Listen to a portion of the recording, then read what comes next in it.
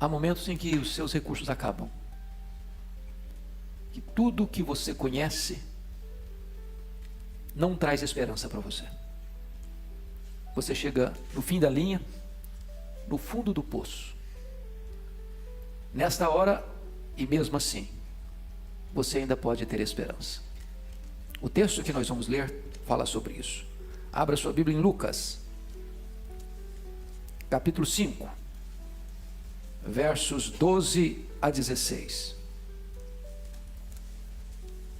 Lucas 5, 12 a 16. E esse texto diz assim: aconteceu que, estando ele, Jesus, numa das cidades, veio à sua presença um homem coberto de lepra. Ao ver a Jesus, prostrando-se com o rosto em terra, suplicou-lhe: Senhor, se quiseres, podes purificar-me. E ele, estendendo a mão, tocou-lhe, dizendo: quero, fica limpo. E no mesmo instante lhe desapareceu a lepra. Ordenou-lhe Jesus que a ninguém o dissesse, mas vai, disse, mostra-te ao sacerdote e oferece, pela tua purificação, o sacrifício que Moisés determinou para servir de testemunho ao povo. Porém, o que se dizia a seu respeito cada vez se divulgava mais. E grandes multidões afluíam para o ouvirem e serem curadas de suas enfermidades. Ele, porém, se retirava para lugares solitários e orava. Este milagre de Jesus Cristo está registrado nos 3 evangelhos sinóticos: Mateus, Marcos e Lucas. Apenas Mateus coloca este milagre dentro da geografia do tempo certo. Mateus nos informa que este milagre aconteceu imediatamente após Jesus descer do monte onde pregou o seu conhecido sermão, chamado Sermão do Monte. Depois de apresentar os grandes ensinamentos do reino, agora Jesus prova a sua autoridade realizando um grande milagre.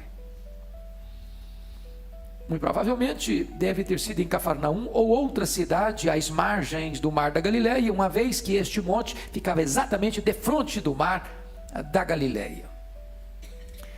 E então você nota aqui que um homem que o Dr. Lucas, e Lucas, que era médico, é o único que faz esse registro, um homem coberto de lepra. Isso mostra que a enfermidade estava no seu estado mais avançado. Se aproxima de Jesus, e diz Marcos que ele se prostra, diz Mateus que ele adora, e diz para Jesus: Senhor, se tu quiseres, tu podes purificar-me. Marcos nos informa que Jesus, cheio de compaixão, disse, tocou e disse: quero, fica limpo. E imediatamente ficou limpo. Então Jesus dá uma ordem para ele, não contar nada para ninguém, mas ir ao sacerdote, oferecer o sacrifício que a lei de Moisés exigia, e então retornar à sua casa e certamente à sua lida. À luz desse texto, eu quero então destacar aqui alguns pontos para a nossa reflexão. Primeiro, vamos olhar a situação do doente. Olha o versículo 12 comigo. Aconteceu que, estando ele numa das cidades, veio à sua presença um homem coberto de lepra. Irmãos, é curioso que Lucas, o médico, é que detalha esse ponto. Ele não era um homem leproso apenas, ele era um homem coberto de lepra. A lepra era uma doença progressiva. Havia, para vocês terem ideia, na época, 72 formas curáveis e incuráveis de lepra. A palavra lepra e o verbo ficar leproso significa descascar. Era uma espécie de alergia da pele em geral, mas havia outros aspectos dessa doença, que inclusive deixava a pessoa deformada, a carne ia apodrecendo, os centros nervosos iam ficando afetados, e a pessoa ia ficando num estágio de apodrecimento em vida. A pessoa virava uma carcaça humana. Certamente, quando uma pessoa era descoberta com lepra, e era o sacerdote que dava esse diagnóstico, imediatamente essa pessoa tinha que ser retirada do convívio da família, da sociedade, da sinagoga, e ser isolada num leprosário, às vezes numa caverna. E ali passar o resto dos seus dias nesse estágio progressivo da doença, apodrecendo até o final da sua vida. Este homem já estava no estágio avançado da doença, e por isso Lucas diz que ele estava coberto de lepra. Talvez deformado, talvez com a carne apodrecendo, talvez envolto em trapos, e a sua carne misturando com os trapos, apodrecendo. Este homem mal cheiroso, este homem no estágio deplorável. E é esse homem nesse estado, já sem qualquer esperança, é que se aproxima de Jesus. É curioso que a lepra era mais do que uma doença na época. A lepra era um símbolo da ira de Deus. Tem 3 casos na Bíblia de lepra que eram reflexos da ira de Deus: rebelião, no caso da Miriam, irmã de Moisés; mentira, no caso de Geazi, companheiro de Eliseu; e orgulho, no caso de o rei Uzias. A lepra tinha uma conexão muito estreita com o pecado. Se não, vejamos, ela era mais profunda do que a pele, diz a Bíblia, em Levíticos 13:3. O pecado é profundo, ele não é apenas raso, não. A lepra separa, como o pecado separa, Isaías 59:2. A lepra insensibiliza, é por isso que muitas pessoas descobrem estão leprosas, quando cai uma água quente, já não sente nada. O pecado vai insensibilizando as pessoas. A lepra deixa marcas no corpo, deformações, o pecado deixa deformações no caráter. A lepra contamina, o pecado é assim. Se você anda com gente que está vivendo a vida errada, você acaba imitando aquele comportamento errado, contaminando. A lepra deixa a pessoa impura, o pecado também deixa. Finalmente a lepra mata. O salário do pecado é a morte. Esse homem estava, portanto, numa situação irremediável. Não havia solução para ele na medicina, não havia solução para ele na religião judaica, não havia solução para ele em qualquer recurso da terra. E mesmo nessa situação, esse homem vai a Jesus. Como é que ele chega diante de Jesus? Confira aí comigo. Versículo 12. Veio à sua presença. Ao ver Jesus, prostrou-se com o rosto em terra e suplicou-lhe: Senhor, se quiseres, pode purificar. Ele chega de forma humilde. Ele não chega fazendo exigência, ele chega adorando. Ele chega confiando que Jesus tem poder para resolver o problema dele, se tu quiseres. Ele chega reconhecendo a soberania de Jesus e submetendo à vontade soberana dele: se tu quiseres, tu podes. Ele reconhece que Jesus pode o que ele não pode. Tu podes purificar-me. Eu não sei que tipo de problema você trouxe aqui nessa tarde. Louvado seja Deus, você não está com lepra de uma enfermidade física. Mas o pecado é pior que a lepra. A lepra só pode matar o corpo. O pecado mata o corpo e destrói a alma. Hoje você pode também vir a Jesus e encontrar solução, ainda que o seu problema seja humanamente insolúvel. Mas note comigo o segundo ponto aqui, que depois do doente vem o médico. Ele reconhece no verso 12 que esse médico é onipotente. Se tu quiseres, tu podes. Qualquer médico, por mais instruído ou experiente, ou conhecedor de toda a gama da ciência e dos ramos da medicina, ele tem limitações. Mas esse homem reconhece que Jesus é um médico que não conhece limitações.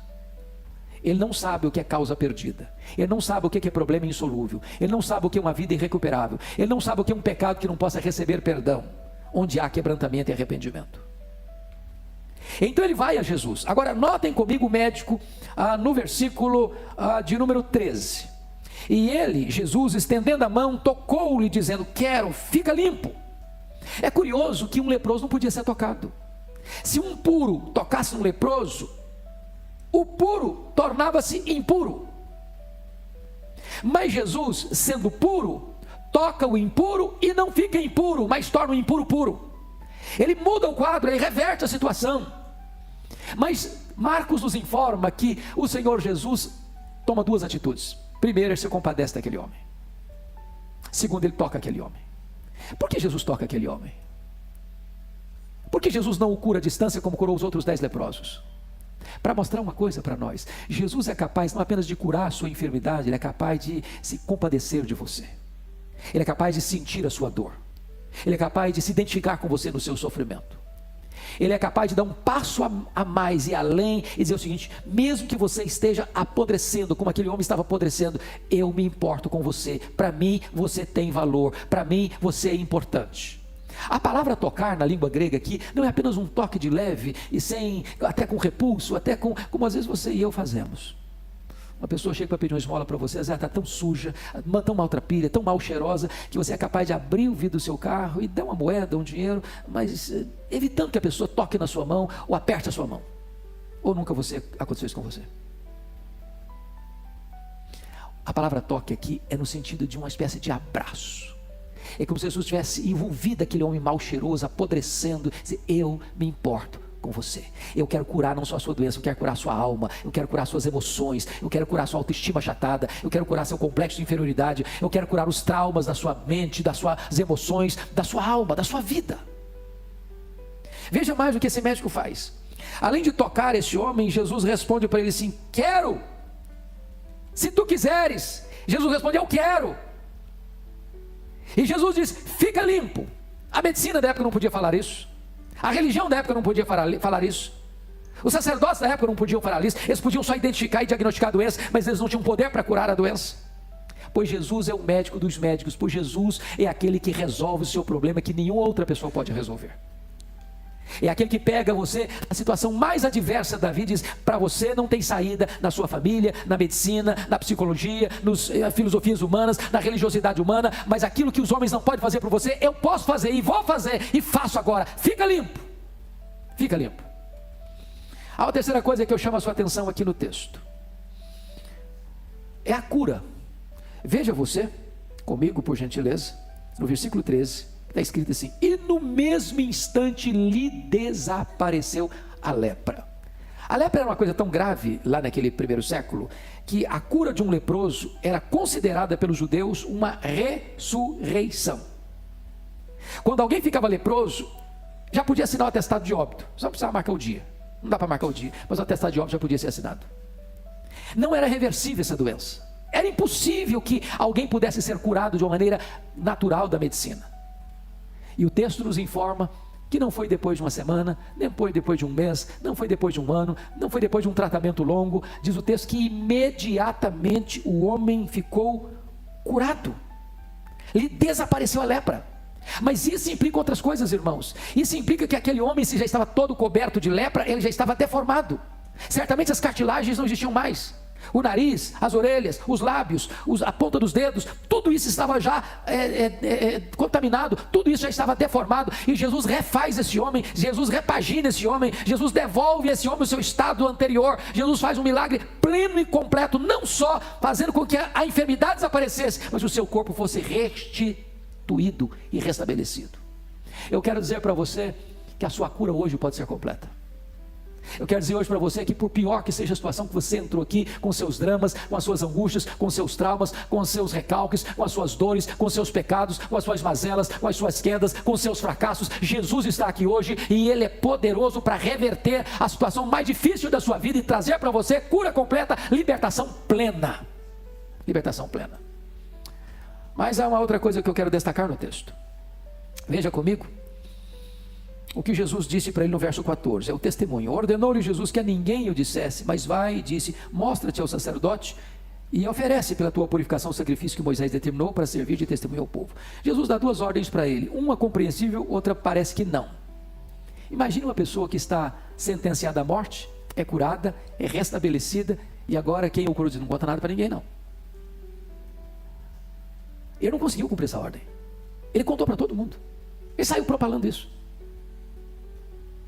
O que é curioso é que às vezes hoje Jesus diz: vai e conta para todo mundo, e a gente se cala.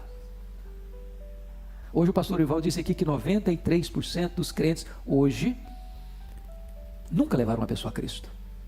Não porque não receberam de Jesus uma ordem: ide por todo mundo e pregar o evangelho, mas é porque, a despeito de terem sido curados, libertos, perdoados, redimidos, resgatados, nós guardamos essa mensagem para nós. Nós não repartimos o pão com quem está com fome.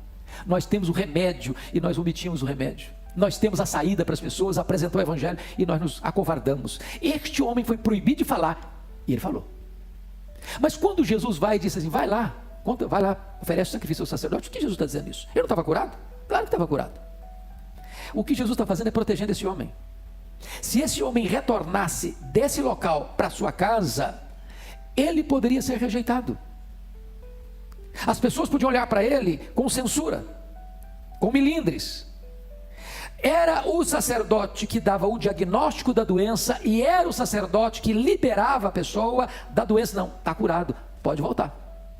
Era como se ele tivesse um certificado de cura. É como se ele tivesse uma garantia de que ele podia retornar à sua família, ao seu trabalho, à sinagoga, aos seus encontros sociais, sem qualquer possibilidade de alguém olhar para ele: não, você não pode entrar aqui, porque você pode ter ainda lepra, você de fato talvez ele não tenha se curado. Jesus está protegendo este homem com esta ordem. Isso é um testemunho de que o milagre de Jesus é verificável, é público e é real. O que Jesus pode fazer na sua vida, como fez na vida daquele homem, não é alguma coisa subjetiva apenas, é algo concreto, tangível, palpável, real, que as pessoas podem ver e podem testificar que o milagre de fato aconteceu na sua vida. Mas notem vocês um outro aspecto, um quinto aspecto desse texto, que é o impacto que isso produziu. Versículo 15: porém o que se dizia a seu respeito cada vez se divulgava mais, e grandes multidões afluíam para o ouvirem e serem curadas de suas enfermidades. Em outras palavras, quando Jesus faz uma obra de transformação, de cura, de libertação, de restauração na sua vida, isso se torna notório para outras pessoas. E quando outras pessoas veem: eu conhecia você, olha como você mudou, o que aconteceu na sua vida? Você está tão diferente, o que aconteceu? E as pessoas começam a olhar para você, e vem essa mudança, e vem esse milagre, e vem essa libertação, e vem essa cura, e vem tudo aquilo que aconteceu de glorioso na sua vida. Elas querem também, elas querem experimentar isso também, e elas se interessam por isso também, e elas querem ouvir a mesma mensagem também, e elas querem receber o mesmo milagre também. E por isso diz que grandes multidões afluíam para ouvi-lo e para serem curadas. A grande pergunta hoje talvez seja essa: quem eu estou atraindo para ouvir Jesus e para receber de Jesus um milagre? Será que a minha vida atrai as pessoas para Jesus, ou a minha vida afasta as pessoas de Jesus? Quando as pessoas me conhecem, elas querem ouvir de Jesus, ou quando as pessoas me conhecem, elas ficam como que recebendo um obstáculo? Somos pedra de passagem ou somos pedra de tropeço? Mas eu quero concluir. Último ponto. É impressionante a atitude de Jesus, o verso 16, o retiro de Jesus. Em face de grandes multidões afluírem para o ouvir e para serem curadas de suas enfermidades, o verso 16 responde: ele, porém, se retirava para lugares solitários e orava. Por que Jesus fez isso? Parece incompreensível de novo para nós. Ele era um pregador e ele estava na Galileia, na sua itinerância, pregando e pregando e pregando. E agora vem grandes multidões a ele para ouvi-lo, para serem curadas. E em vez de ele ir na direção das multidões para pregar para elas e para curá-las, ele se retira, ele se afasta, ele vai para lugares solitários para orar. Meus irmãos, o que Jesus está nos ensinando aqui é que a nossa relação com Deus é mais importante do que a nossa relação com as pessoas. O que Jesus está nos ensinando aqui é que a oração precisa preceder a pregação. O que Jesus está dizendo aqui é que nós não podemos atender à demanda das multidões se nós não formos revestidos com o poder de Deus que vem por meio da oração. Tanto é fato que no verso seguinte, o verso 18, quando ele retira-se para orar em lugares solitários, diz o versículo 17, olha comigo: e o poder do Senhor estava com ele para curar. Às vezes falta-nos poder porque falta-nos oração. Às vezes falta-nos poder porque nós estamos muito atrelados a um ativismo, fazendo, e não paramos para recarregar as baterias. Muitas vezes nós estamos correndo demais e não estamos nos assentando aos pés do Senhor para buscar a paz dele, para buscar o poder dele, para realizar a obra dele.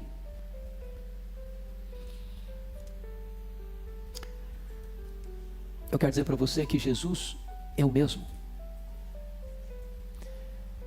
E talvez alguém aqui está aflito, e talvez alguém está aqui precisando de um milagre na sua vida. Talvez alguém está aqui hoje dizendo: Senhor, ou o Senhor faz um milagre e eu não vejo saída. Pois se você for a Ele com o coração quebrantado, tenha certeza, Ele se compadece de você, Ele toca você, Ele cura você, Ele restaura você, Ele restitui alegria a você, Ele faz tudo novo na sua vida. Vamos ficar em pé, vamos orar ao Senhor.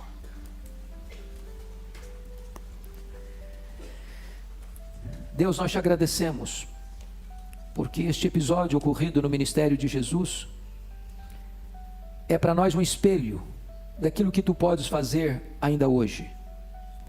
Talvez a nossa doença não é uma lepra, mas tu conheces as doenças do nosso corpo e da nossa alma.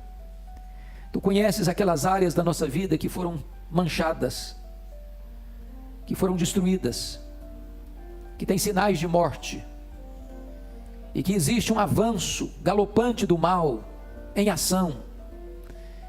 E a não ser que tu interrompas este fluxo do mal que está nos destruindo, não há esperança. Mas nós estamos aqui na dependência da tua graça, humilhados, prostrados aos pés do Salvador, dizendo a Ele: Senhor, se tu quiseres, tu podes purificar-me. Senhor, estenda a tua mão nesta tarde, traz cura, traz perdão, traz salvação, traz restauração, traz ânimo novo, Senhor.